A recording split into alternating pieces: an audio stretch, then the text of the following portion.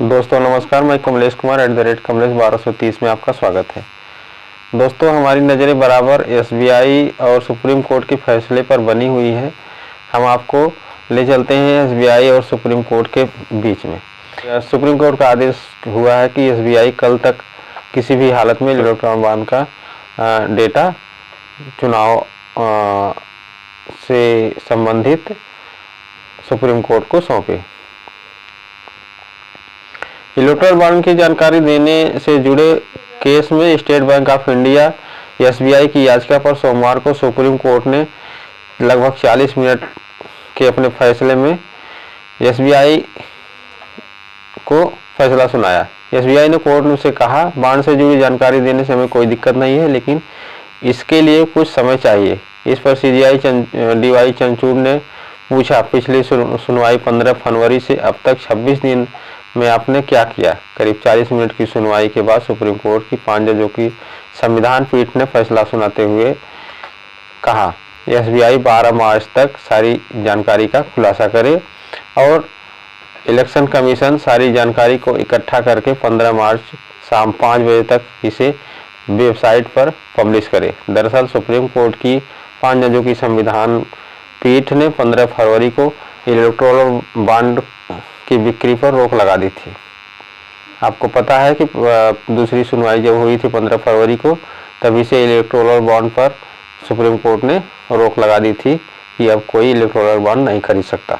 साथ ही एसबीआई को 12 अप्रैल 2019 को अब खरीदे गए इलेक्टोरल बॉन्ड की जानकारी 6 मार्च तक इलेक्शन कमीशन को देने का निर्देश भी दिया था, परंतु 6 मार्च तक एसबीआई ने सुप्रीम कोर्ट को इसकी जानकारी नहीं दी और अब सुनवाई के दौरान 4 मार्च को एसबीआई ने सुप्रीम कोर्ट में याचिका लगाकर इसकी जानकारी देने के लिए 30 जून तक का समय भी मांगा था।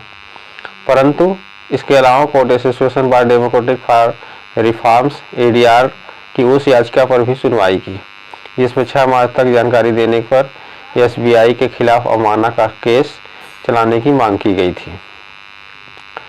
सीनियर वकील हलीश सालवे ने कहा कि मैं स्टेट बैंक की ओर से आया हूं, हमें अपने आदेश को पूरा करने के लिए कुछ और वक्त चाहिए। एसबीआई ने इलेक्टोरल बॉन्ड जारी करने बंद कर दिए हैं। इधर हमारे सामने एक समस्या आ रही है, हम पूरी प्रक्रिया को पलटने की कोशिश कर रहे हैं। एसओपी बनाई गई है कि हमारे कोर बैंकिंग सिस्टम में बॉन्ड खरीदने का वाले का नाम ना हो। हमें कहा गया था कि इसे गुप्त रखना है।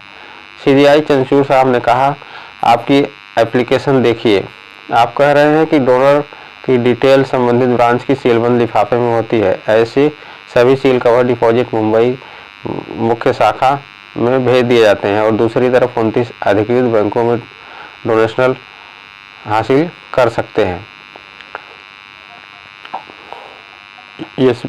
एसबीआई ने कहा, केवल बॉन्ड नंबर ही स्पष्ट रहता है, बॉन्ड नंबर का इस्तेमाल ही आगे खरीदने के लिए होता है और ऐसा इसलिए किया जाता है कि ऐसी चर्चाएं न उठे कि इन लोगों ने बॉन्ड खरीदे हैं। उस पर सीजीआई ने कहा, आपके फैक्ट्स भी बताते हैं कि हर खरीद के लिए अलग केवाईसी होती है, यानी जब जब इलेक्टोरल बॉन्ड खरीदा जाता है केवाईसी जरूरी होती है।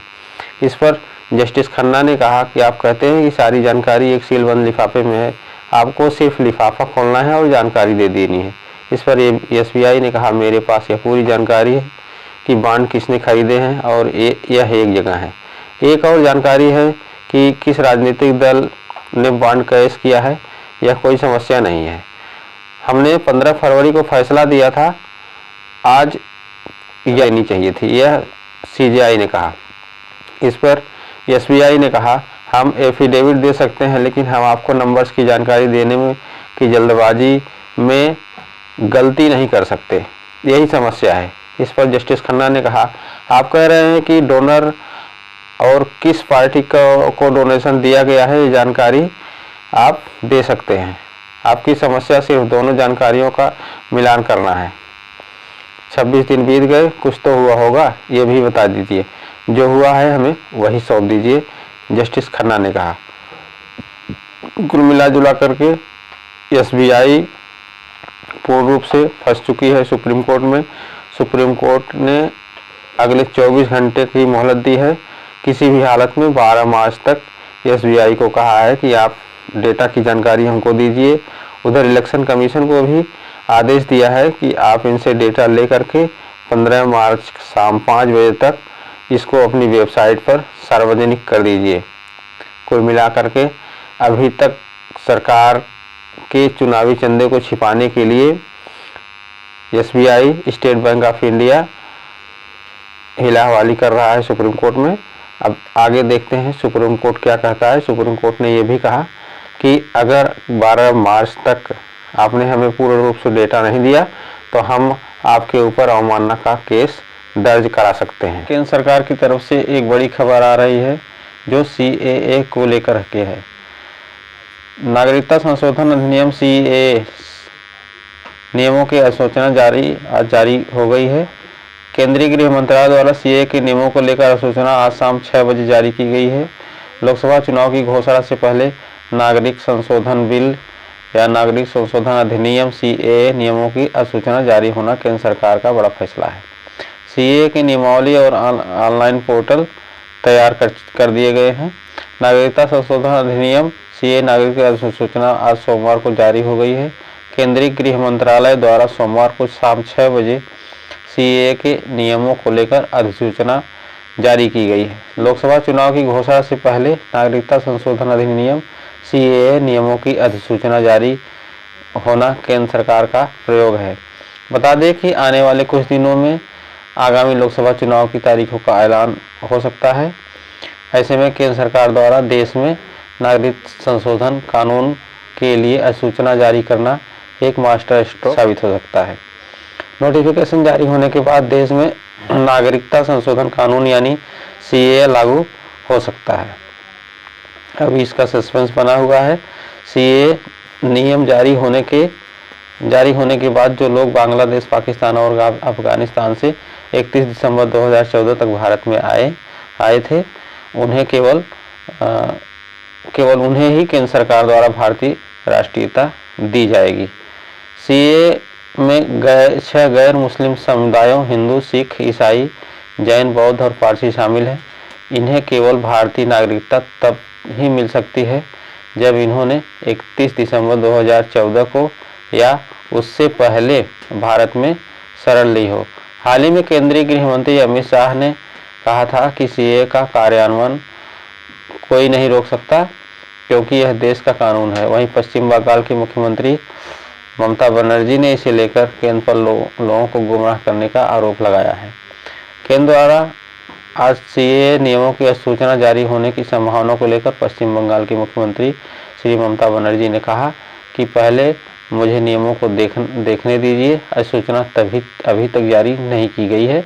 अगर लोगों के नियमों के तहत के अधिकारों से वंचित किया जाता है तो हम इसके खिलाफ लड़ेंगे। यह चुनाव के लिए BJP का प्रचार है और कुछ नहीं है। उधर SBI को सुप्रीम कोर्ट ने कड़ी फटकार लगाई है। उसके बीच उस मामले को दबाने के लिए केंद्र सरकार ने एक बड़ा दांव चला है जो CAA का दांव है। देखना होगा कि CAA और के लागू होने की प्रक्रिया क्या होती है, कब से यह लागू होता है, और दूसरी तरफ क्या अब SBI सुप्रीम कोर्ट में अपनी दलील 12 मार्च तक पेश करेगा अथवा 12 मार्च तक रिपोर्ट पेश करता है। देखते रहिए मेरे चैनल @कमलेश 1230 को सब्सक्राइब, लाइक जरूर करें।